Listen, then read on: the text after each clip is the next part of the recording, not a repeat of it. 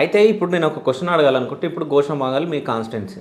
ఇప్పుడు ఎవరైనా టికెట్ అడిగితే గోషామహల్ టికెట్ కావాలి. అంటే మీరు అక్కడ ఉంటారు కాబట్టి నా ఏరియాలో నాకు టికెట్ కావాలని అడుగుతారు ఎవరైనా కానీ. అవును.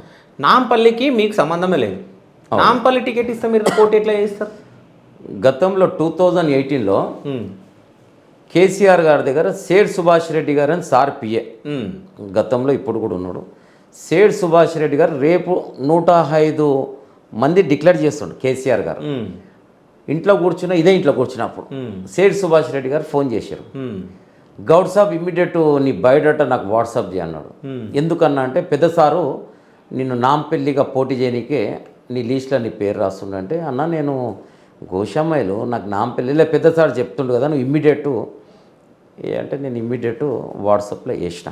ఉమ్, వేసిన తర్వాత తెల్లారి 12:30 1 గంటలకు సేడ్ సుభాష్ రెడ్డి గారికి ఫోన్ చేశారు. ఉమ్, అన్న నువ్వు 2 గంటలకు టీవీ కాడ కూర్చోని చెప్పిండు ఆయననే. ఉమ్. అంటే టీవీలో అనౌన్స్మెంట్ వస్తుంది. అనౌన్స్మెంట్ వస్తుంది. ఆ రోజు నాది కన్ను ఆపరేషన్ ఉండే. ఓకే. ఇక అక్కడికి ఉరుకొచ్చి కూర్చున్నా.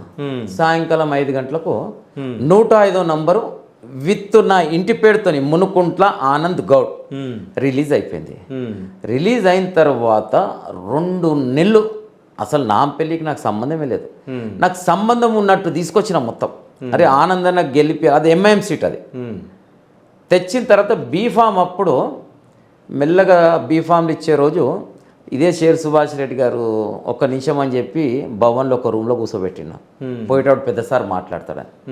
ఆ బీఫామ్లు ఇచ్చేటప్పుడు ఆనంద్ గౌడ్ కేసీఆర్ గారు అడిగితే ఆనంద్ గౌడ్ లేడాడ. కేసీఆర్ గారు పోయిన తర్వాత తలుపు తెరిచారు. ఏం సుభాష్ అని అంటే పెద్ద సార్ కేటీఆర్ మాట్లాడతానని నీతో కేటీఆర్ గారు అని చెప్పి వెళ్ళిపోయాడు.